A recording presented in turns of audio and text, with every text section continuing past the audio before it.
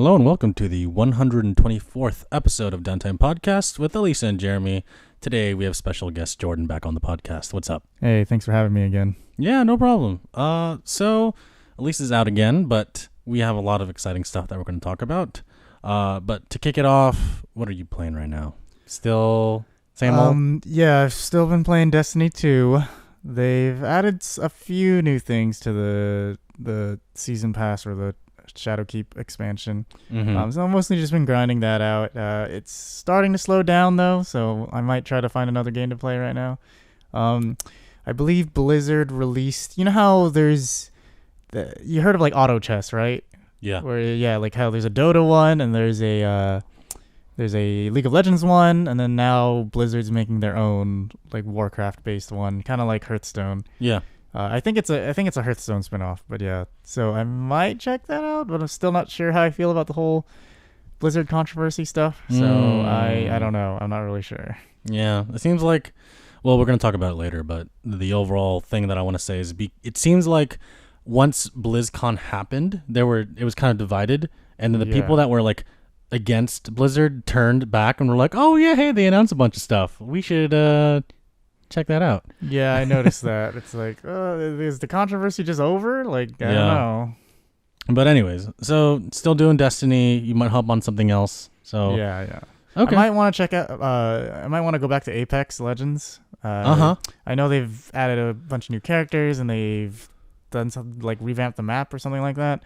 So I might go back and check out that. I mean, it's incentive. They're like losing players to other stuff. Yeah, like gameplay wise, it's probably my favorite battle royale. Cool. PUBG, it's like I definitely don't play Fortnite. I think it's the building mechanic I just can't get into. PUBG's all right, but I think Apex has the right amount of like, gunplay, but also you can use special powers and things like that. So it's my favorite, and I'm kind of sad that it hasn't had the same amount of following it used to.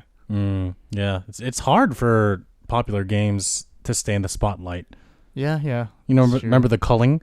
Oh yeah, that was like battle royales in the midst. That was even before PUBG, I think. Yeah, but yeah, there just wasn't enough following for that. Yeah, it's pretty sad because the developers, they started making a sequel. Yeah, I heard about that. But it was basically just like PUBG. It wasn't anything different. And people were like calling them out because they were saying, why don't you just fix the original game? Why are you making a sequel? Yeah. And they didn't. Well, they made a beta version of the sequel, and it didn't do well with testers. Like they just had people like come onto the beta and then test it out. And then because of that, they made the base game, the first game, free to play to get more people to come back, and then ultimately it just died. Yeah, because I heard that I never played the first one, but I read up on it, and I believe there was a heavy focus on like melee combat, which most battle royales don't have. So I thought that was interesting. But then I heard that it was mostly guns in the sequel. So it was like, how is this different from any other one of these knockoff battle royales? Right. So that's why they went back to the first one, but then no one played it anymore anyway. So it's sad. Yeah. But I don't know. I think the battle royale space is kind of like taken over already. Like it's already populated with the top games that are going to be the top games for the next few years. So I don't know if there's any more room left for new battle royales.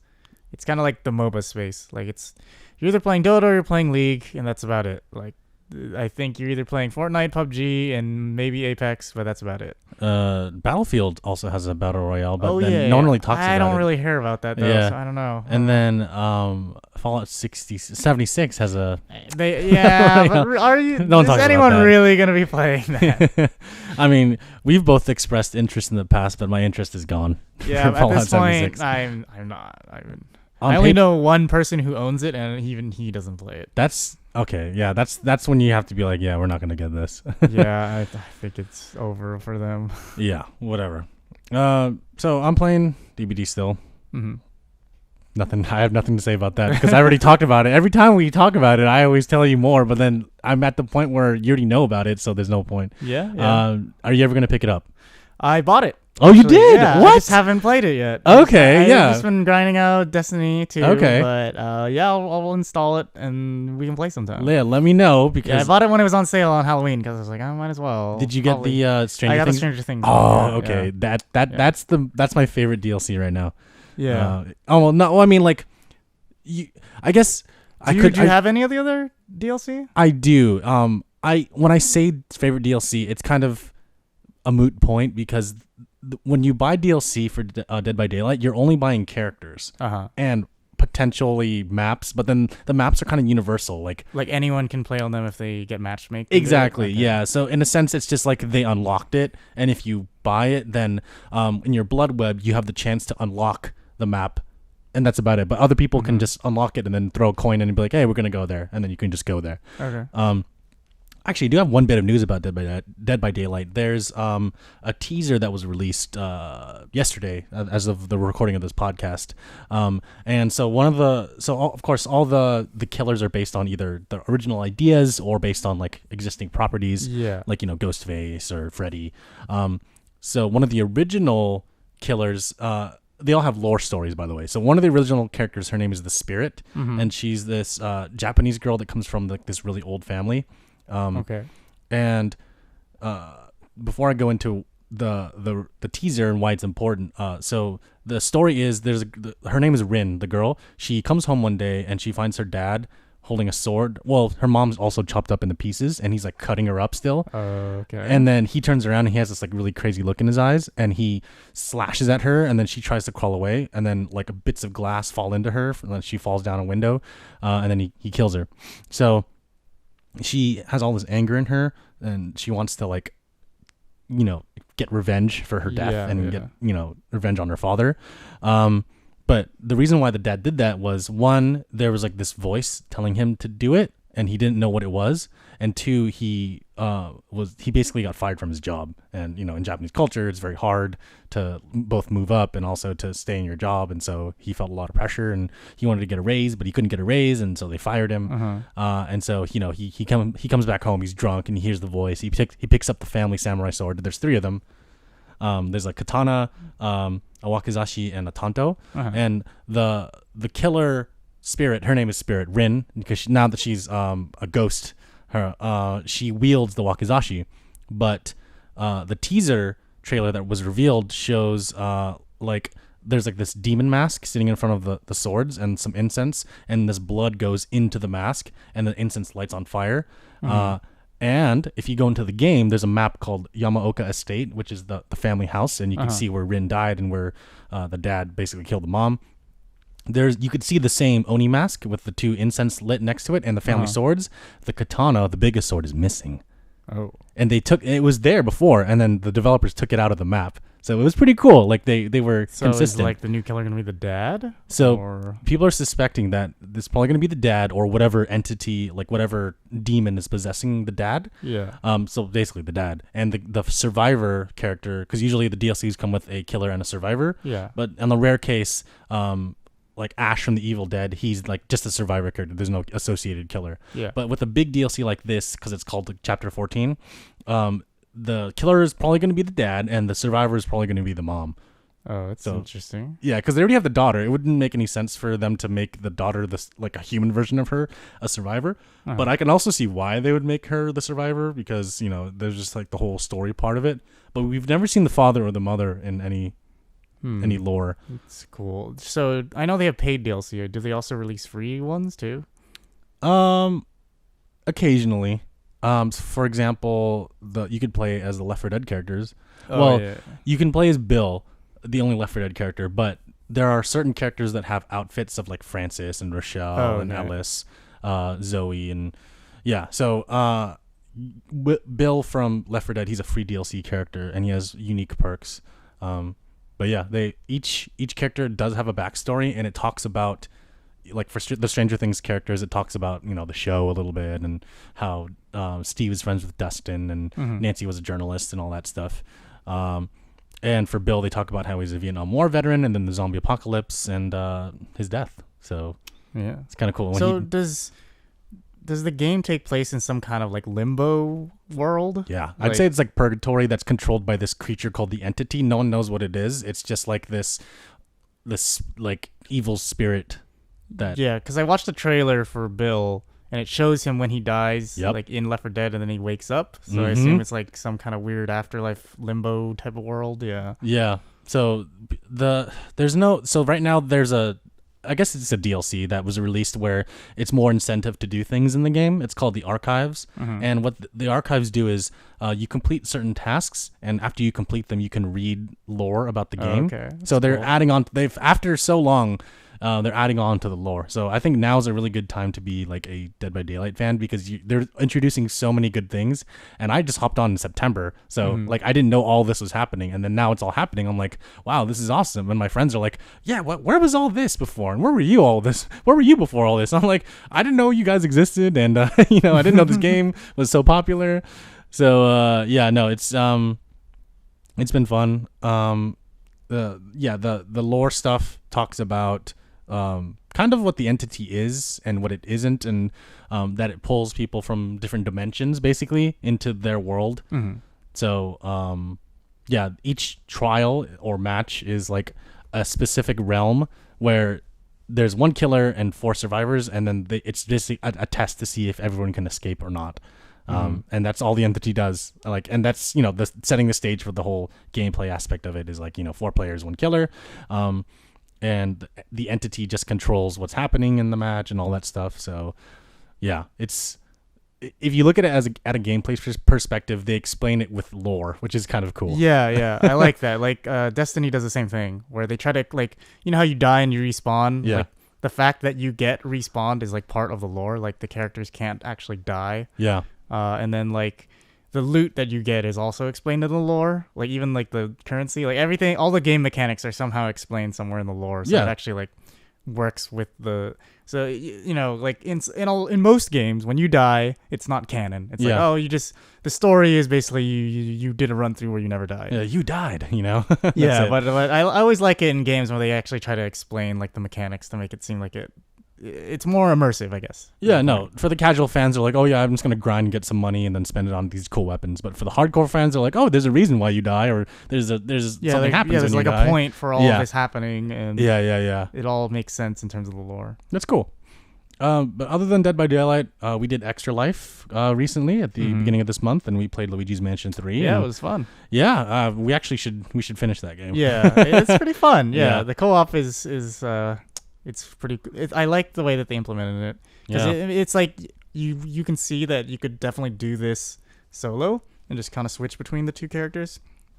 But playing co-op, it feels like you can get a lot more done in a playthrough. Yeah, no, it's cool. Yeah, it's definitely better with someone else because the game I think would take a long time by yourself. Yeah. So and it's cool how the 2 different characters Luigi and Luigi have different abilities. So one can do certain things while the other one can't, or they can separate and do separate things. One's fearless, really cool. One's not. Yeah. One's goo and one's not. How do you scare goo? You don't. Yeah. So that's it. That's all we're playing. So to move on to news, some announcement stuff. We're going to start with some recent stuff. So today it was announced that Halo the Master Chief Collection is going to be released on Steam, starting with Halo Reach on December 3rd for $40. So you can buy just each individual game for $40, or you can buy the whole collection for $40. Why would you not buy the whole collection, Maybe you just don't want to clutter your library, but I don't see why not. Everyone's library is already cluttered. It doesn't matter. It really doesn't matter. I'm definitely. How many games are in it? It's 1, 2, 3, and Reach, or ODST. ODST is in there. Yeah. Okay. And that's it. Yeah. Okay. And each version is the remastered version, except for Reach and 3 because they already look fine and play fine. Yeah. Well, what are they on now? Aren't they on 5 now? Yes. Wait, 6? Something like that. I don't know. Halo 5 was released. I think 6 is Infinite, the one that's supposed to be for the new Xbox. Okay. Or is that 7? No, it's 6. Yeah. So yeah, that's gonna come out. We talked about picking it up. Yeah, it's classic. Well, we've both played the first one because they had it on PC all the way through. We played it at Comp USA. Remember that? Yeah, and then the second and third one were not on PC, or at least second one didn't come to PC until way later. Yeah. But yeah, we've played the second and third one through our cousin's Xbox. basically. I forget. I know the second one for sure, but the third one I don't remember. I don't know. I think we played it. We've definitely played it together. I just don't remember how. But I know for sure we definitely played through the whole second one. Yeah. But yeah. You remember when we went to Comp USA when we were kids and we played it, and the guy was like, "You guys can play co-op, right?" We're like, "What?" And then he turned it on for us, and then we looked around and we're like, "Okay." We just started playing. Yeah. That's cool. Comp USA, does that even exist anymore? No, they went bankrupt like after we played that game. Yeah. Comp USA. So, gonna pick that up. You can play the whole thing co-op, of course. All the games you can play co-op, which is cool. The campaigns, I mean, and then multiplayer is its own separate thing from all the other games. I don't think each game has its own multiplayer. Yeah, because it's splitting too much of the player base. Like how many people are going to be playing each game? I don't know. Yeah, no, I think each game is just a single player experience, and there's a tacked on multiplayer experience that's based on Halo 3. Okay, I could be mistaken, but I think that makes the most sense business wise. Because again, it's like you're not gonna have too many. If there's 3 games, or like I assume Reach and ODST also have multiplayer, right? Yes. But you can't have multiplayer for all 5 of those games and then expect people to be playing each one, like have a healthy player base for each one. No, totally. Yeah. That's what I feel too. Yeah. Like, so I feel like if they only have one version of the multiplayer, it makes sense. Yeah, and it just why would you have multiple versions in the first place? Yeah. I know of course each game did. And at the time, but if you're releasing them all at once, you only need one multiplayer mode. Yeah. Well, we don't have an Xbox to say anything about it, so we just have to assume that that's the case, Yeah. So yeah, the Master Chief Collection comes with Reach, the first one, second one, third one, ODST, and 4. Oh, 4 is that there too? Yeah, it's quite the package. It's cool. Yeah, that is a lot. So, oh no, wait, I was mistaken. So, Halo Reach is $10. Oh, Halo Reach is separate. Yeah, I thought it was $39 for some reason. Where did I see that? I don't know. I maybe I was mistaken that it was $39, but the whole collection itself is $39. So that is not bad for that many games. The story is really good. If you're into sci-fi, then definitely check out Halo. Or if you just want to play Halo on PC, it's a classic shooter.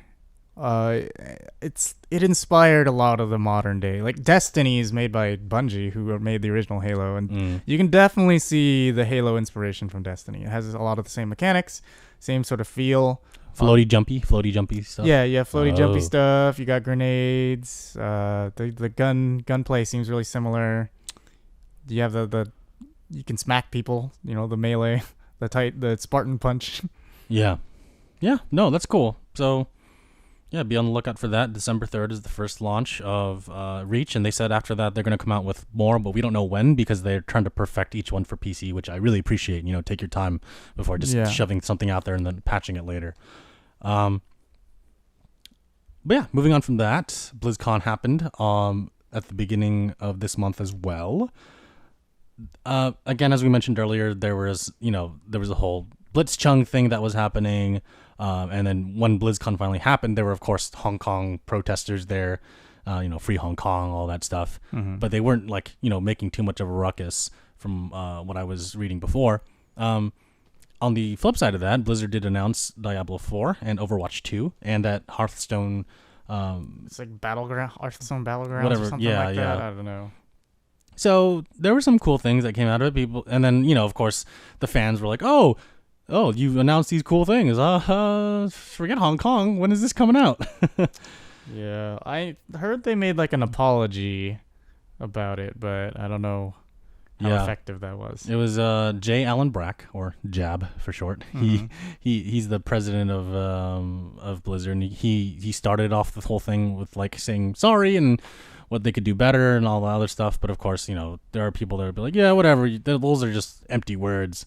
But for the most part, yeah, there's new stuff coming out. So Blizzard's not entirely dead. They're just slow at making stuff, and there's no release date for Overwatch 2. And if you own Overwatch 1, you can still play with people who own Overwatch 2. There's like some little incentive to buying Overwatch 2, which is interesting because why would you pay full price like $60 for Overwatch 2 when you can buy Overwatch 1 and play with people on the other game. Overwatch 1 was only $40 for the base version too. Yeah, and people are complaining like, why are we buying? What is the extra stuff that Overwatch 2 can provide? I think it's just the single player stuff, right? Or yeah. I mean the story stuff. It's like PvE. It's co-op, but yeah. Right. Yeah, that's all they're saying right now is like, yeah, PvE will subside, and then we don't know what else is going to come out of it. Yeah. But the main draw is that Overwatch 2 and 1 players can play with each other, and it's basically the same game. Yeah, well, the same characters. They're keeping their multiplayer together, which, I mean, obviously Overwatch 1 was completely multiplayer, so and people still want to play it and keep all their skins and stuff. So it makes sense that they're connecting the multiplayer together. But yeah, there better be a lot of PvE content to warrant the $60 price tag. No, exactly. Like, I don't know. Of course, taking a note from Valve's book, they did a really good job in making the whole like team shooter thing and doing it well, you know? But like when TF2 came out, it was different than TF1 by a long shot. Yeah, it was very different, like mechanically, visually, and just like the whole art style changed. It was basically a different game. Like it obviously. Yeah. And it did so well. It's still doing well. I mean, that's one of their biggest moneymakers. Of course, CSGO is definitely probably the biggest, but TF2 is definitely still has a strong fan base. I'm not trying to bash on Overwatch because I think Overwatch is a great game and I played it for quite some time and I enjoyed it a lot. And of course, I couldn't help but compare it to TF2 because you and I, Jordan, we played TF2 a lot. It's still my second most played game on Steam, and I haven't played it in years. A decade maybe. I haven't played it in like a decade, and it's still the most played game on Steam. Yep. Or second most at least. Fond memories, but you know, things happen. You move on, and people try to replicate your success, and they do it well. Some people do it well, and some others, like Paladins, try to be Overwatch. Yeah. But you can never be something that you're not going to. Yeah, I'm just, again, like you said, I'm just curious, is it enough to warrant another game, you know? I personally don't think so. Yeah, again, we don't really know how much is in it, and it doesn't seem like it's coming out anytime soon. It's more of just like, hey, here's a proof of concept, here's a bunch of stuff we have, but it doesn't seem like it's done yet. Otherwise, they would have announced when it's coming out. So maybe there'll be more in store to warrant a new game. But again, yeah, like you'd have to change a lot. Like a lot of people, when Destiny 2 first came out, a lot of people complained about how it didn't seem like there was enough different from Destiny 1 or there wasn't a lot of content in general. And I never played Destiny 1. But as far as I can tell, at this point in time, yeah, there is a lot. That's like, you know, obviously it's been like 3 years, but still they've changed a lot with Destiny 2 that I believe it's, at this point, it's very, very different from Destiny 1. I feel like Destiny 2 is what they were trying to add Destiny 1. Like, they were trying to add stuff to Destiny 1 with, but then they were like, you know what? Since we're breaking away, let's just make a sequel, and it's going to be better. And it's going to have everything the first game did, but all the stuff that we wanted to put onto it. Yeah, and there's a lot of balance changes, and some of the mechanics are different now, and like the armor system's very different now, so... Cool. Kind of makes sense it's a sequel now. But yeah, like... If they're not drastically changing much about Overwatch, then why make a sequel? I think it's more of a marketing thing, you know, like, oh, new game. So now they're just trying to get a lot of people in it. Like, I appreciate that they're adding all the PvE stuff because there's some people who don't want to play a PvP game. Mm-hmm. You know, some people who might be really interested in Overwatch lore, which they've sort of gone into with like comics and the shorts, but now obviously it's going to be actual part of the game where they're going to actually show like cutscenes and there's going to be a story mode, etc. So there's some people that might be interested in the characters and the story, but they don't want to play PvP. It's not really their thing. So it is opening it to a new audience. So that, I think from a marketing perspective, that's probably why they're doing it as a new game, as a 2, even though they could have just called it like Overwatch, I don't know, Story World or something. I don't know. Overwatch Global Offensive. They could have made it a DLC. Yeah, they could have made it some kind of DLC or released it as a game, like a spin-off game that didn't cost as much. Yeah. But then calling it Overwatch 2 implies like it's a completely, at least from the experience of every other game that's like a sequel that's a 2, it's usually implies that it's a completely different game that completely revamps, or not completely, but heavily revamps what the original did, but that doesn't seem to be the case for this. It just sounds like a 1.5. Yeah. So it's like a big update where a bunch of new stuff is added, but you can still play the old stuff, so I don't know. Yeah. Well, We'll see. I mean, there's no release date, so we don't know when it's going to come out, and they haven't talked about everything about the game yet. Yeah. So we'll see. In other news, Death Stranding got released. Oh yeah, I've seen gameplay for it. It looks boring. It doesn't look like it's for me. I get that some people enjoy that kind of thing, and it seems, and I can see that people would enjoy it. Like it seems like something that is immersive, definitely, and people who are really big fans of Kojima's stuff, which unfortunately I'm not. I haven't played any of the Metal Gear games.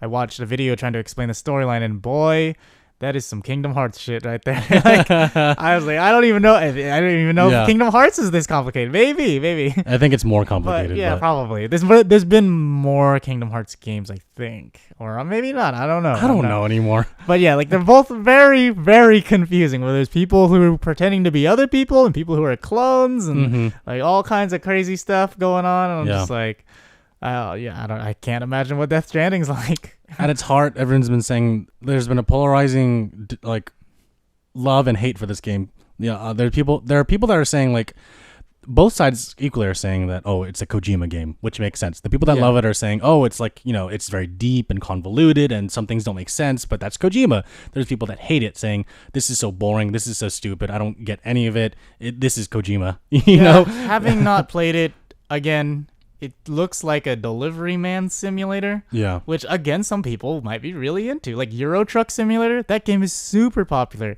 It's not for me, but I can get that some people enjoy it. And so I understand that some people can enjoy this, but I don't know. Death Stranding doesn't look like it's for me. I might watch like cutscene videos just because I'm curious about what the lore is and the story. Because it seems like an interesting concept from the very base understanding that I know. It's like there's some kind of cataclysmic event called the Death Stranding, and now there's like this weird sort of like disruption between the world of the dead and the world of the living, and that sounds really cool to me.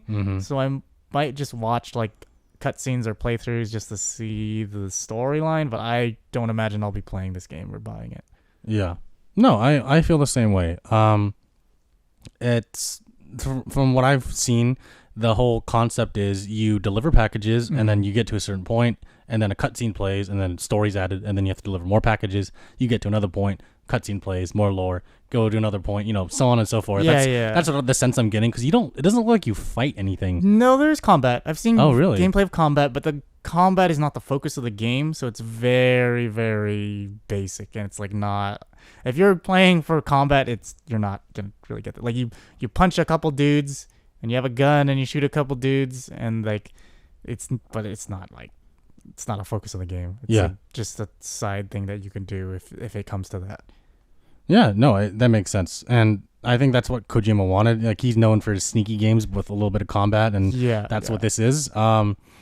So on that note, Kojima did an interview with Italian news outlet TGCom24, and he had this to say: "I must say that the game has received some enthusiastic reviews, above all in Europe and Japan. Here in the US instead, we've had stronger criticisms. Perhaps it's a game that's difficult to understand for a certain type of critic and some of the public. Americans are some of the biggest first-person shooter fans, and Death Stranding isn't that." So he's basically saying the US only likes action games where you kill people and are shooters, and Europeans are fine and they like it because they can understand it. Because there are tours like me. It's like, what the hell, dude? I get where he's coming from, but I think it is a really broad statement. I get, like, obviously there are some people who I agree that there's some people who, like, especially in the US, because action games is the biggest thing in the US, and as far as I can tell, Death Stranding I wouldn't call it an action game. But like I do feel like he's overgeneralizing. Yeah, no, like not everyone in the US likes shooters, Yeah, like take a game like like any of the Telltale games aren't shooters, but they're pretty popular. Yeah. Or there have been like walking simulator type games that have done really well. Like what's that one? Firewatch? You heard of that? Yeah, Firewatch. Or Gone Home, or any of those games where it's very story heavy and you're not really playing for the gameplay, you're just playing for the experience. Like those have done relatively well. I mean, they're not big giant blockbusters, but I mean, there's an audience for it in the US. Yeah. It's just I do think that maybe there was just an expectation because Kojima has made like Metal Gear. Metal Gear is very stealth action kind of game, and maybe that's what people were kind of expecting from this, but it turned out not to be the case. So I get where he's coming from, but I think him making that overgeneralized statement seems kind of in poor taste. Yeah, no, I agree, because like not every shooter or not every action game is a shooter too. I mean, you have like, you know, like For Honor or Sekiro or Dark Souls, where you're third person shoot, you're in a third person type of action game. So you can like that, but if you like that, can you like Death Stranding because it's also third person with a little bit of action? You know, like, so I agree. I think he's just I think his comment was not very good. Again, I think it was true. I think it holds true for some people, especially in the U.S., but I do think it was a little too general of a statement. I think he's just bitter because people started reviewing him badly, and he looked at IGN. He's like, "Damn, 5 out of 10. What the heck's wrong with you?" Yeah. Whatever. But yeah, so I'm probably not going to pick it up, even though I have a PS4, and it really doesn't interest me. I've never played a Kojima game. I've only played the demo of Metal Gear Solid 5, which was like, I guess it was a demo. It was called Ground Zeroes, and it's like a short version. Yeah, it's like a small mini game. It's like a taste, you know? Yeah. I played it, and at the very end, you see Kojima rendered, and he's like, "Hey," and I'm like, "This is the weirdest thing."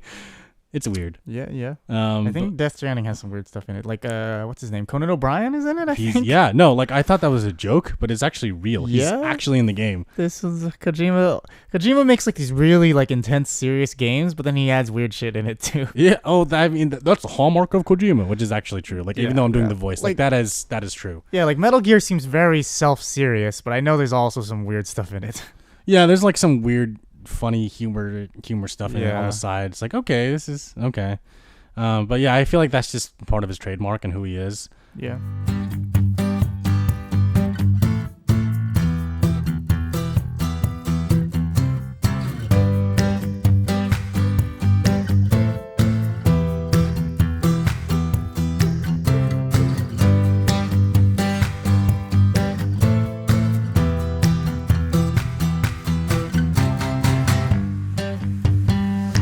But speaking of shooters, we're moving on to COD, Modern Warfare, which is not confusing with the already existing Call of Duty Modern Warfare. It's like a remake, right? It's not a remaster because they completely changed. It's a reboot. Stuff. I would call it a reboot. Yeah, because you play with Captain Price again, and he's like a younger version. He's like a go-getter type instead of the "I'm getting too old for this." You know, now he's just like, "Let's go get him."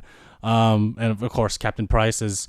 If you're a COD fan, you would know Captain Price is one of the characters that has been there from the first game onward. He's even there's a World War II Captain Price. World War II Captain Price, and I don't know if there's like a canon, like there's a lineage of Captain Prices that just look the same. Yeah, that's part of it, I think that's part of it, which is kind of weird. But there's usually a Captain Price in almost all the Call of Duties. So this one you play with Captain Price, and I forgot I don't even know what your name is. You're generic soldier number 1. Yeah. And you know, it kind of follows similarly to the same story as the previous Modern Warfare, but with a more gritty, realistic take. I know they have, you know, multiplayer, single player, but they also have Spec Ops, which returns, which is like a co-op mode where you play certain missions. Mm-hmm. And yeah, people like it.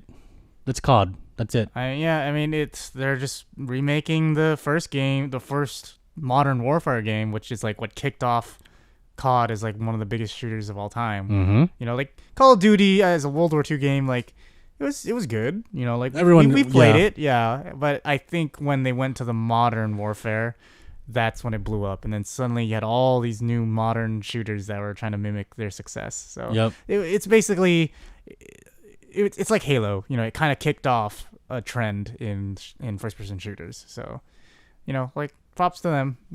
As long as they're doing it right and they're not getting too greedy about it, then, you know, good for them. Yeah, no, I mean, I've seen some people play it, the multiplayer particularly, and it looks like COD. Everything seems like it has weight to it, though. You know, usually in COD you can run really fast and shoot things. Yeah. But this one you run a little bit slower, and your guns seem like they pack more of a punch, which is cool. But overall, it just looks like COD, feels like COD, and it's COD. And if you like COD, then we'll play it. I think I'm done with COD, though. I played Modern Warfare 2 all the way through, single player and multiplayer on PC, and I'm like, okay, this is probably where it's going to end for me. and I think I made a good choice because I haven't really played any. Well, I do have Advanced Warfare on PS4, and we played that together. Oh yeah, that one's more like you got exosuits and your wall run and jetpacks and stuff. It's a little more like actiony. I don't like it though. I still don't like it. Yeah. I wish I could sell that game, but I'm probably gonna get $3 for it. Yeah. I think Call of Duty is a little too fast paced for me. Yeah. Like that's why I like Destiny, because there's a higher time to kill, and it like takes a lot more strategy because you have like special abilities and shields and things like that. Right. But, yeah. It's more nuanced. Yeah, it's a little more my style. Yeah. See, Kojima. Don't generalize, man. You gotta look at the facts. Okay, so on the next one we're gonna talk about Anthem, and I Anthem, did play right? it. Well, I don't have it anymore. So how it works was I paid for the EA access or Origin access. Okay. So I only paid $5 for Anthem. So I paid $5, played it. It was kind of fun in the beginning, and then I was like, I mean, there was some optimization issues and some loading times, and I was like, whatever, this is annoying, but it seems like a cool game with an interesting world.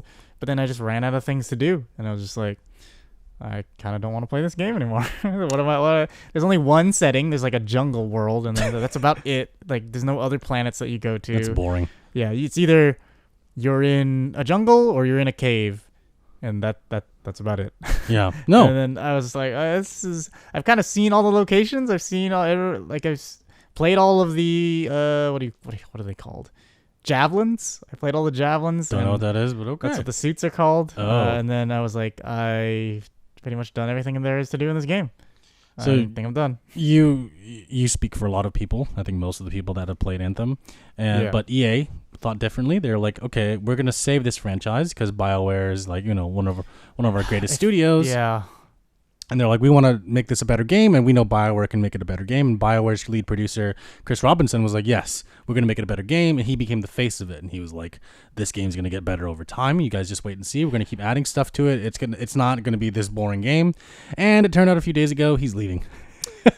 After 14 years at BioWare, he's like, you know what? It's time to go. With all the promise of getting better, he's like, hey, guys. It's like Mickey Mouse saying, hey guys, I'm leaving. And he just leaves. It's like, wait a second. He was the face of Disney. Why did he just leave? So Chris Robinson's leaving. It's not a good sign. Exactly. So everyone's assuming, okay, so what this means is BioWare's probably going to either go down the drain, sadly, even though they have a really good history, or they're just going to kill Anthem and hope that BioWare can stay afloat with their next project, because I heard this one was supposed to be their swan song. It was supposed to be either make it or break it. Either they. I heard they're working on a Dragon Age though. So here's the thing: Mass Effect was one of their big. It was probably the most well known of their franchises, and then they made Andromeda, and then they basically ended the Mass Effect story with 3. But then they were like, oh, we're gonna spin it off with Andromeda, and then that failed pretty miserably. Yep. And then they were like, we're going to make a new IP, Anthem. And then that also failed. And I think they also made Star Wars games, like Knights of the Old Republic. Was that BioWare? Yeah, but then that's, I don't know if that's where that's going. And the MMO. So it seems like all their franchises are just kind of dying off. And so now they have Dragon Age. So if they don't do well with Dragon Age, which is another one of their big franchises, then I don't know. I don't know what to say. Hopefully they get to finish it, because if this is going down the drain, then what are they going to do, Yeah, like it's like seems like with Andromeda and Anthem, something's up. Like they're just not putting as much effort, or they're rushing it. I don't know. They can't catch a break. But yeah, like if Dragon Age is the same case, then that's it. What else do they have left? They could try another new IP, but look how that worked out with Anthem. So it's like, what's left for BioWare?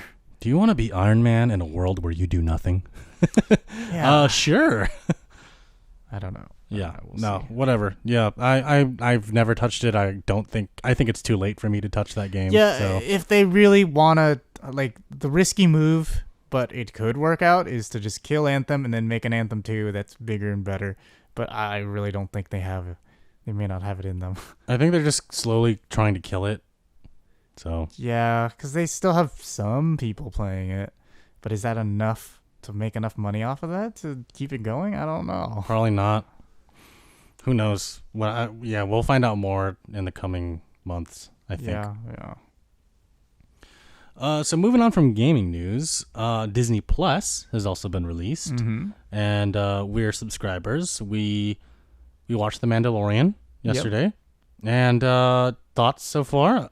No, non-spoiler thoughts? Yeah, we could do non-spoiler thoughts. It's good, or at least it's intriguing. It's only been one episode, so I can't say for sure that the whole series is gonna be good, but it's intriguing. And I believe we talked about this, but it's like it's one of those things where you can watch it and you don't need to know that much about Star Wars. You can just be like, oh, this is kind of an interesting story. And you can kind of pick up what's going on. Like, they kind of explain that there's bounty hunters and this is how the bounty hunting system works. And there's some kind of bounty hunting guild or like a bail bonds guild or something like that.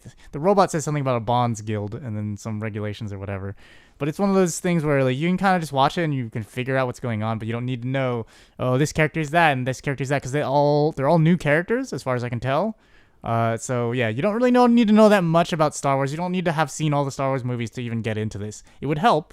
Like, you can be like, oh, well, I understand, like what kind of creatures those are, or you can catch references if you're familiar with the Star Wars world, and like you'll see the carbonite and all that.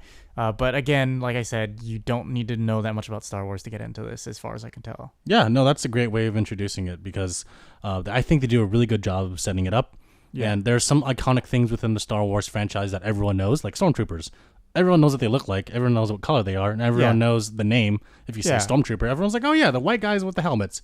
They get shot all the time and have bad name. Yeah, and not everyone may know what a Mandalorian even is, but you can pretty much tell from context, like from the first episode. Like, people keep calling him a Mandalorian, and oh, I've heard about the Mandalorians, and like I've heard the stories about the Mandalorians. So you get the gist of like, oh, it's some kind of race of people or some kind of type of it's from the lore. They are basically people from the planet Mandalore. Yeah. But again, from the context of the show, you can at least tell that, oh, there's these kinds of people called the Mandalorians, and they're like legendary people, and that's pretty much all you need to know for the purpose of the show, at least. And if you're familiar with Star Wars, like you've seen the movies, and you're not a huge fan of it, but you understand the characters, and you're wondering, why does this guy look like Boba Fett or Jango Fett? That's because they're from the same planet. Well, technically, so what I've heard is that Jango Fett actually isn't a Mandalorian, and that he stole the armor. At least that's the new canon. I believe in the old canon, he was a Mandalorian. Oh. But I saw a clip from, I think it was either Clone Wars or Rebels, where someone from Mandalore tells another character, like, oh no, Jango Fett is just a bounty hunter and he stole that armor, or like I don't know where he got that armor from. So it's implied that maybe Jango Fett isn't a Mandalorian and he just stole Mandalorian armor, which basically means that Boba Fett is also not a Mandalorian, because Boba Fett is a clone of Jango. So I guess they're not, but maybe they really are. I don't know. That's not really clear. But yeah, so the Mandalorian does not refer to Boba or Jango, because I guess they're not Mandalorians. Huh, interesting. Oh, yeah. I didn't know that was the new canon. Yeah, apparently that's the canon. But so it's not so a lot. There was supposed to be a Boba Fett movie, but as far as we know right now, Boba Fett is still dead. They haven't, in the old canon, in the Legends, he came out of the Sarlacc pit and he's still alive and he's doing stuff. But after Disney bought it and rebooted it, or like cut off all the expanded lore, as far as we know, Boba Fett's still dead. But they released a Boba Fett comic not too long ago, which was like about him being younger and Jango raising him. And then there was also, they talked about the Bounty Hunter Guild and all that. So it's kind of weird that they would release a Boba Fett comic and also have announced the Boba Fett movie, and he's still dead. So I feel like they'll probably bring Boba Fett back at some point. I don't know if they'll do it in the Mandalorian show. I don't know how I'd feel about that, but maybe it'd be cool. But let's be real. Why is Boba Fett cool? He looks cool. He sounds cool. But what does he really do? Nothing. Nothing in the movies. At least in the movies, he does nothing. Yeah, and they made action figures about him, and people fawned over him. Yeah, his backpack got hit, and he fell into a pit and died. That's basically the only action he saw. I think he shot once at Luke in Cloud City. Yes. But that's it. Like, he doesn't do anything. It's true. No. But he looks cool. It's very true. But now there's a show about an actual badass guy who also wears the same armor, who looks cool. Yeah. And, that's fine. I mean, I think they're going to show the full extent of what the people that wear the armor can do. Yeah, I think they're trying to be like, oh, this is the real Boba Fett. This is the real guy who's basically what you thought about Boba Fett. It's this guy, basically. Yeah, if you think about it, Boba never had any formal training. Yeah, I guess because his dad sort of trained him because like he knew how to pilot the ship when he was having that fight with Obi-Wan. Yeah. So his dad sort of trained him, but then his dad died when he was a kid, and and I guess he wanted to get revenge on Mace Windu, but then Mace Windu died anyway. So yeah, he's like, well, yeah. So I don't know. I'm sure in the expanded lore they have some story about what happened. No, he's in Clone Wars, I think. I don't know. I haven't watched it. I have no idea. I think they show him in Clone Wars and kind of expand on what happened to him. But yeah, like, I don't know. Boba Fett, he's kind of not that much of a character. No, yeah. So get him, Dad, get him, fire. Yeah. So that's them. That's my concern with the Mandalorian is I hope they don't try to shoehorn in too much of like, hey, remember this from the Star Wars movies, and it's like, or remember this character. Like I like the subtle nods. Like, oh, I recognize. Oh, those are Jawas. Oh, that's Tatooine. Like I get that because it makes sense. And of course, obviously, major events from the main series are going to affect the show. Like, this takes place after the Empire fell in Return of the Jedi, right? Yeah. So, obviously, they're going to reference that. That's going to be a big plot point of the fact that the Empire is gone. And, like, the overarching stuff, it makes sense that that's going to affect the Mandalorian show. But you don't need to put in, like, oh, look, it's Boba Fett. Or, oh, look, it's, who was another character? Like, oh, look, it's Lando Calrissian or something like that. Like, I hope they don't, like, shoehorn in all these other characters, like, because it's a big galaxy, like it's a huge galaxy, and I want to see more of the side, the outer rim stuff, the underworld stuff, not the hey, look, here's a Jedi. Like every other Star Wars thing has a Jedi in it. Can we have something like even Rogue One technically has Darth Vader, a Sith, in it? Can we have something that doesn't have a Sith or Jedi in it, but just still takes place in the Star Wars world? I think this is That's what I want from this. Yeah, exactly. Me too. Like, I don't know. There are some things that definitely allude to, as you said, other stuff that you can recognize, and the ending of this episode definitely makes you want more. And definitely, there's a lot of questions, a lot of questions, and I think that's awesome. So my overall question for you is: does this feel like Star Wars to you? Yeah, it feels like again, I don't think that Star Wars has to be lightsabers. Like, I like that part of Star Wars, but I want to see stuff other than that. Yeah, me too.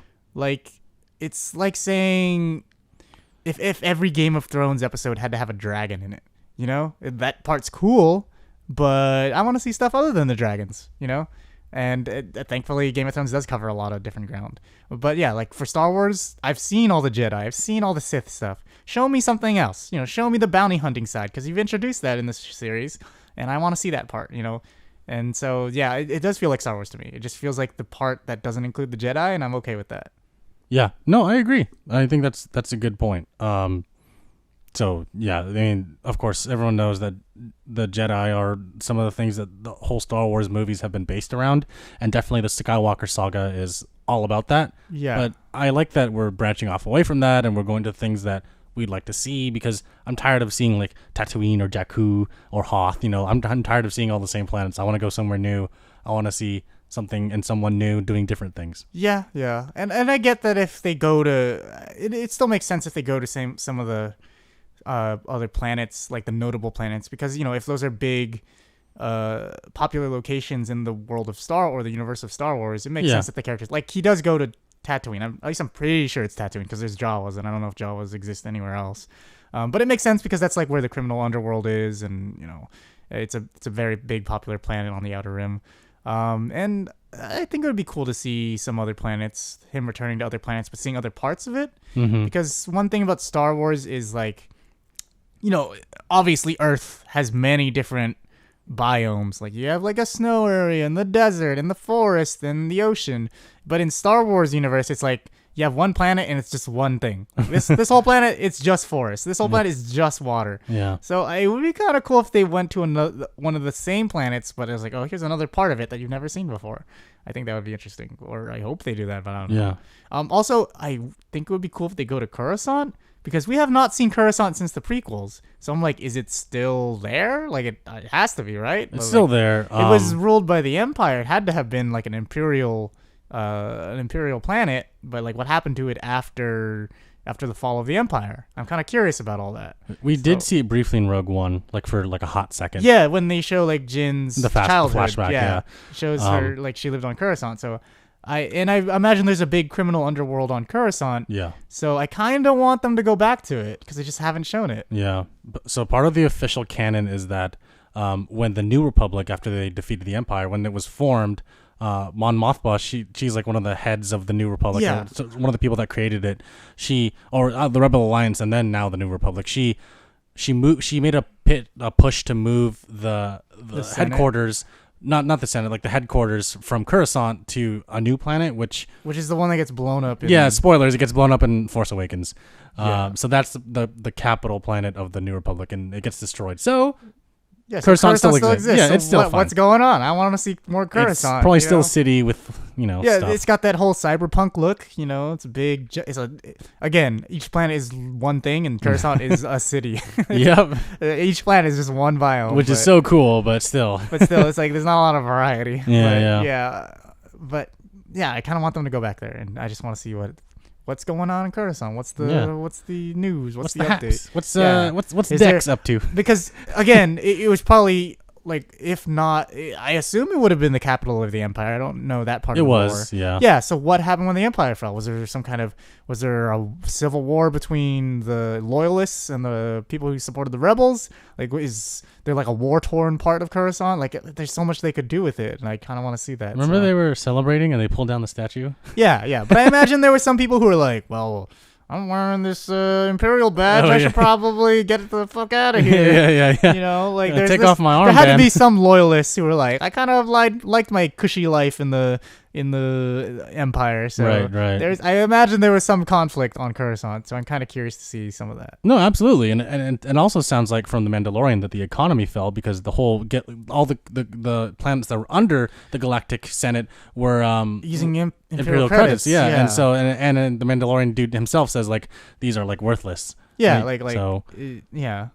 So I wonder what.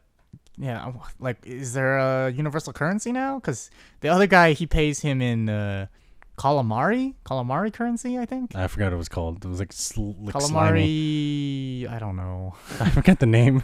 Chips. They look like little playing chips. Yeah. Fish and chips. Yeah. And then the other guy gives him like some kind of metal bar. That the Beskar, I think he called it. Yes, Beskar steel. It seems to be based again on the context.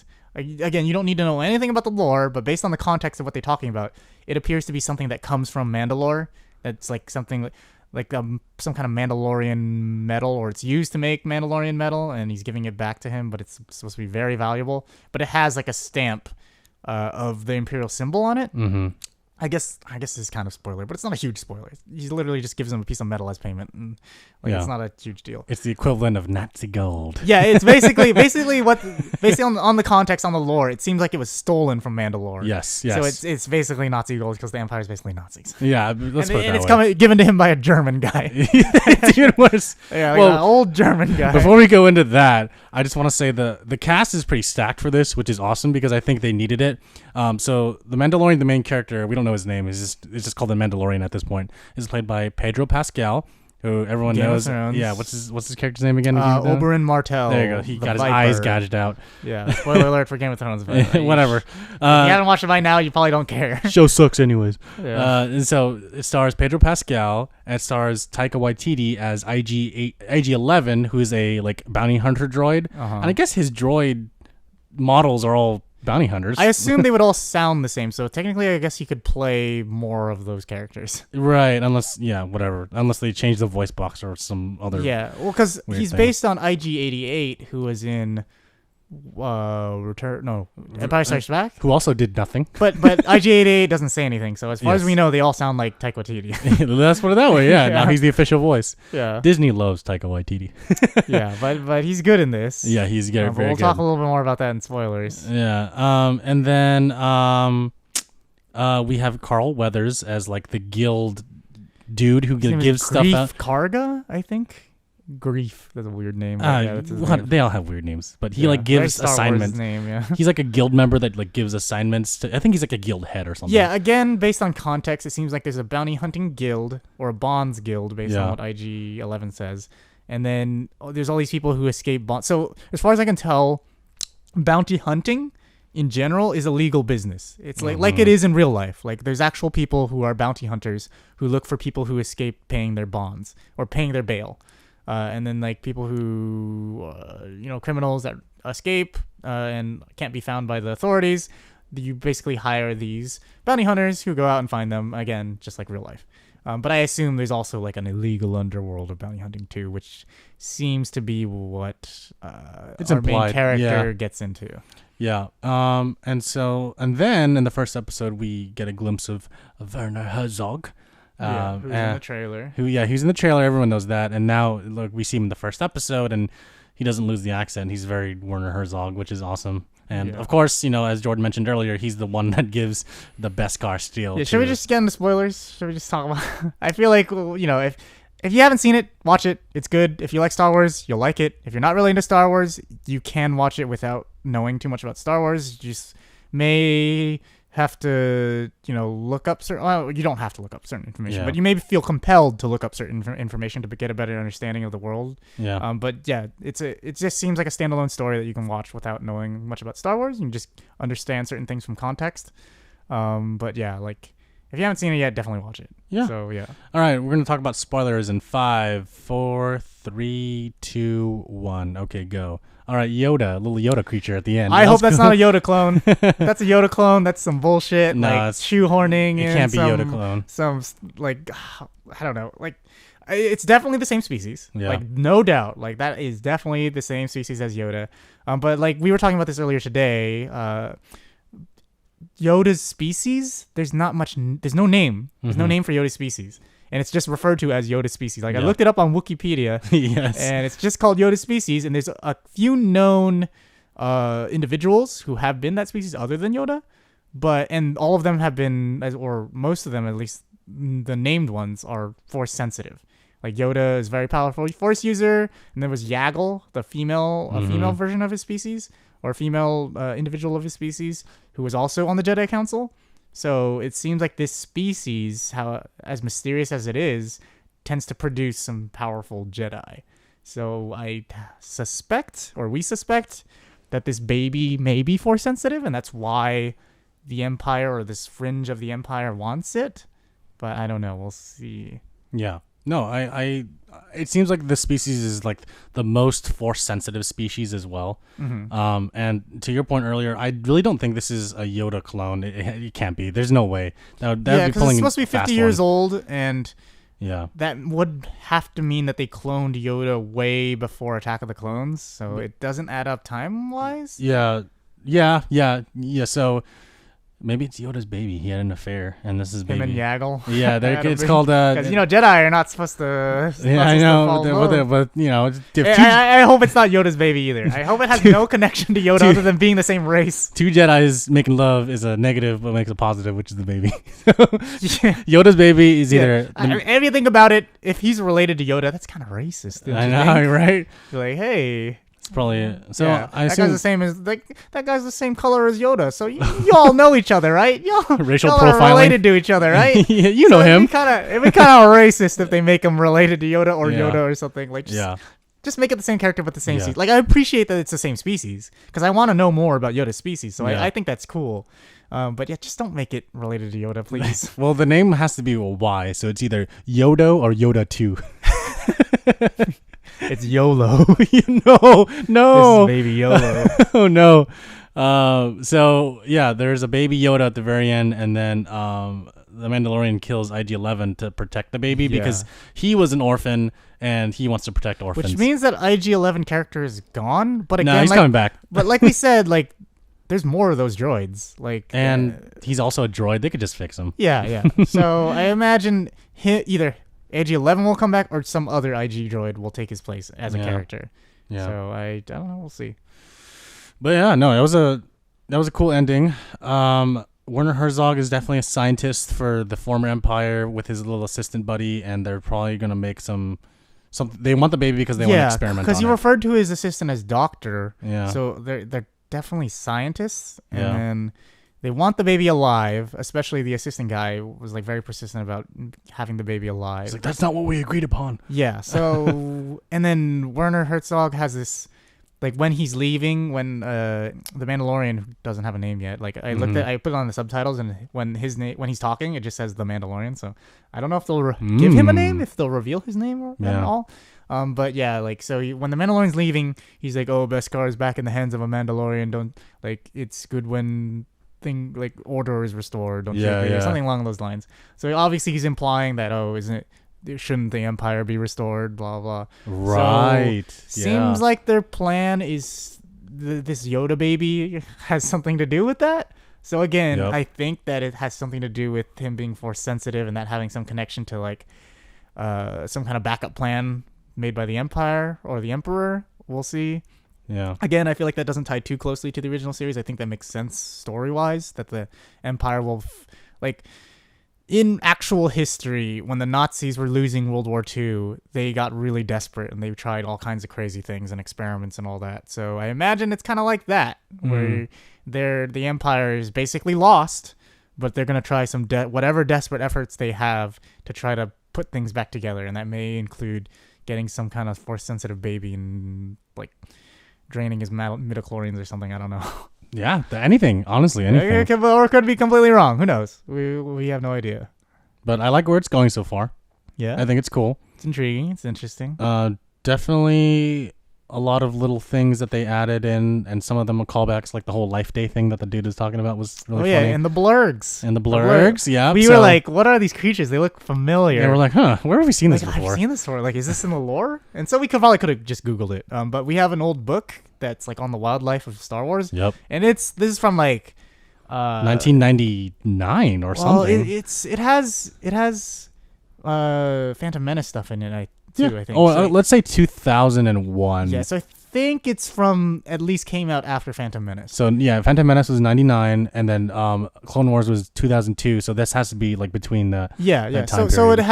It shows all the different creatures you've seen in the series, including like Rancors, one of the most popular ones, and like Tauntauns and Wampas and all that. My favorite section is the section on like extinct creatures of Alderaan. I was like, oh man, that's so crazy. They do include new creatures that probably haven't been seen in any of the media yet. But then blurgs are one of them.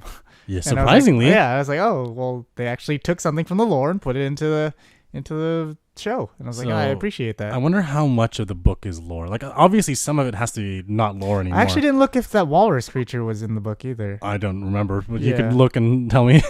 Yeah, so I don't know. That's cool. But yeah, it was a really cool little shout out thing that we definitely had some faint memory of that we got to experience again. Like, oh crap, they actually used it. Yeah, which is cool. Yeah, and then like they had that one or a species, that one dude who's like the same species. Remember in the first movie on Tatooine, there was that one. He was like a spy, or he's like an informant for the Empire, and he makes that weird noise with the weird trunk. With the trunk, the goggles and the trunk. They had one of those guys, and he was like a taxi. He hails taxis. He calls you Uber. Yeah, he calls you an Uber. That was basically his only part. He like blows a flute, like whoop, and then your ride comes. Yeah. I was like, okay, but like, it's kind of cool that they use species that you've seen before, so they don't have to keep constantly inventing new ones. Yeah. But again, it's a big galaxy, so you'd expect to run into the same species here and there. Right. And so I appreciate that they reuse some of the characters' designs. A little detail that we get to find out from the Mandalorian is that he doesn't trust droids. So yeah, and we don't know why yet. I imagine there's some kind of history behind there. We'll find out. Yeah. But there's always you always give your character some kind of prejudice, and they have to get over it when they meet another character, or they're forced to work with another character. Yeah. So, and then, he meets Carl Weathers, and he gives him Mon Calamari, Schleem. What is that called? Something. He gives him some currency. He called it, but yeah, he had a weird name. And yeah, it was like... Flan. Mon Calamari Flan. There we go. Yeah. You can make a wedding flim flam. Yeah, there you go. It looked like board game pieces. Yeah, it looked like candy. Oh yeah, it was like kind of bluish. Yeah, it's like it looked like some kind of something you suck on. When he was like, I can only give you one calamari flan, but only half. And he's like, okay. He just takes the rest of it. Yeah. But then he tells him to go to Werner Herzog. We see Werner Herzog, and then we see like a bunch of dusty old stormtroopers, which were really cool. And then there's they make the Beskar that he gives them. One of the it seems like there's an underground Mandalorian community on Tatooine, because he goes down there and you see a ton of Mandalorians, and they're all wearing helmets, Because there's another character in the beginning who makes a comment about like, oh, do you really never take off those helmets? And it seems like they don't, because they're all just chilling down there in private and they're all still wearing it. Yeah. So so they're all wearing helmets in this underground. You see some kids too, so it's definitely like some kind of community. It's not like, oh, it's only where the bounty hunters hang out. Like, there's definitely like a whole Mandalorian community down there. Wait, were the kids wearing helmets? I forget. They were wearing hats, but you don't see their faces because they're running away from the camera. So like, it'd be kind of funny if they were all wearing little Mandalorian helmets. You're like, what the heck? I saw them wearing hats, but I don't know if they covered their faces. Yeah. But then there's like this woman that he goes to, and she's wearing like this Viking style Mandalorian outfit, and that was kind of cool. And then he gives her the Beskar, and then she makes armor out of it, and she's like, oh, a pauldron's in order. So it seems like they earn different parts of their armor over time. Yeah, by doing different tasks or something. Yeah, she said something about, oh, has your signet been revealed? I don't know what that means, but I assume it'll come up in the story at some point. Did you show your wiener to anyone? No? Oh, okay, here you go. Yeah. So, have your balls dropped yet? Yeah. Like, not yet. All right, here's a shoulder piece. Yeah. So, and then something about foundlings. She was like, oh, there's many excess. This will sponsor many foundlings. I was like, I don't know what that means. But she was just saying words. Yeah, they were just spewing exposition. But I appreciate that they don't go too far out of their way to explain everything. I like that. It's kind of like a Game of Thrones approach where they kind of say a lot of things and you see like a lot of things but they don't really explain it until later. Like you slowly learn about it over time. I feel like that's more immersive. I hate when characters explain things to another character who should already know what that is. Mm-hmm. Be like, oh, this will sponsor so many foundlings. I was a foundling once. When I was a foundling, this is exactly what a foundling is. Yep. It's just like, I'm fine with just learning it over time, but I hope they do expand on what that means. Yeah, agreed. And then he goes to Werner Herzog. Oh, no, wait. Yeah. He has like some PTSD flashbacks. Oh, yeah. Of like people dying. I guess there was a purge on his planet. Yeah. From the like Empire that. was He's like a little boy and he gets locked in a cupboard by his mom, I assume. And I'm assuming the Empire was just killing all Mandalorians because they didn't want, their species to like go on a raid against them or something. Yeah. So the lore is the Mandalorians are like a warrior people, like Spartans. So they're a warrior people. And there was like a certain area that they controlled. They had like a Mandalorian empire. And then when they started getting closer to the center of the galaxy, that's when they ran into the Jedi. And so the Jedi and the Mandalorians were like arch enemies for a long time. But then the Jedi basically wiped out most of the Mandalorians. And so Mandalore, their home planet, is basically like, it's basically like a desert. Like it's other than certain cities like there's like a biodome around it, but otherwise the rest of their planet's uninhabitable because of their war with the Jedi. So I don't know if this purge, it's too early in the history for the purge to be a reference to the Jedi. So if what we saw was this kind of purge, then it was probably the Empire, because the Empire most definitely would see the Mandalorians as a threat, just like the way the Jedi saw them as a threat. Yeah. So I'm curious about that, because then that would mean he has some kind of, I would assume, some kind of prejudice towards the Empire, which makes it curious why he's accepting a bounty from someone who's associated with the Empire. But maybe he's just really needs the money, or he's really curious about it. Yeah. No, that's basically it. Yeah. In the trailer, there's a part where he's fighting stormtroopers, so that's probably going to come up at some point. Yeah. He's probably going to, well, I mean, at this point, he's probably going to betray the Empire because he's going to take the baby, Yeah. He already betrayed the bounty hunter guild because the IG robot wanted to just kill the baby. Yeah. Which is weird because it seems like, so it seems like there was an official bounty on the baby, but then he also took like a secret bounty on the baby. Yeah. And so that's why they were both there at the same time. So after he gets the armor, he goes to another planet. He meets Nick Nolte, who's like a little character, and he's riding like the blurgs. Yeah. And he gets to train. He trains a blurg. He goes to this like I guess old little village, and then in the village it's like run by bandits, and they're protecting something. And then he sees IG-11. IG-11 goes there and starts blasting dudes. And then he jumps in. And then more guys come out of everywhere, which is insane because there was like at least 100 guys that came out after IG-11. It was like a video game. They were just respawning. Yeah, it was like a scene out of Battlefront 2. It was weird. Yeah, and then so many dudes. Yeah, and then they kill everyone. And they go inside. And then they they don't know what they're looking for, and then IG-11's like, I detect life source, and they go inside, and then they find the cage, and they see the little baby, and then it's a Yoda. It's revealed, as we said before, like to be a little Yoda baby, and then IG-11 wants to kill him, and then Mandalorian is like, no, and he kills IG-11 allegedly, and then he points his finger out to the baby, and the baby reaches out, and the episode ends. And now I want more because that was really cool. Yeah, and it makes the character likable because you know that he has morals, and things like that. But yeah, I just definitely want to learn more about what's going on. Yeah, me too. It's gonna be interesting. Yeah, can't wait till next Wednesday. Yeah. So Disney Plus is releasing episodes one by one. Mm-hmm. Which is unlike what Netflix does, which is they just dump everything on you. Yeah, but Disney is a more traditional company, and also it's a new streaming service. I guess if they released it all at once, then people would just pay for the 1 month, and then they would unsubscribe because they're like, oh, well, I saw all of the Mandalorian, so I'm done. So I think that I understand why they're doing this from a business perspective. Yeah, no, I get it. But they do make it unique, but at the same time, like, it's just becoming TV again. Yeah, I don't know if other than that, I'm just waiting on the Marvel stuff, I guess, because I'm very interested in that. Mm-hmm. But other than The Mandalorian, I don't know what else I'm going to watch on. I might watch Endgame again because I was like, oh, it's on there. Might as well watch it. Yeah. And then maybe the Jeff Goldblum show. I started that. It's interesting. Yeah. Other than that, I don't know. I'm not really interested in watching live action Lady and the Tramp. So I'm not going to touch that. That's and hot there's like garbage. A bunch of other stuff. But again, it's Disney, so it's a lot of kids stuff. So it's not nostalgic. Not really for me, but it's it's only $7 a month, and we're sharing it, so we're paying even less. So yeah, it's true. Like I don't know. It's like I'll stick it through to watch Mandalorian and some of the Marvel stuff when that comes out. And the Obi-Wan thing. Oh yeah, they're making that into a series, right? Mm-hmm. Disney I'm Plus. definitely curious about that too. Yeah. All right. Anything else you want to add on the Mandalorian before we close out? No, I feel like we've talked it over pretty well. Yeah. No, I can't wait for episode 2. All right, everyone. If you'd like to send us a question, comment, make sure you go to www.Downtime.Live, click on the contact form, fill it out, and we can read it on the podcast. If you want to send us an email the old-fashioned way, contact us at contact@Downtime.Live, and you can send us an email that way with your question or comment. You can comment on YouTube or Stitcher or wherever you're listening to this podcast to leave us a comment there, and we can read it on the podcast. You can also leave us a review on Apple Podcast /iTunes, and we'll also read that on the podcast.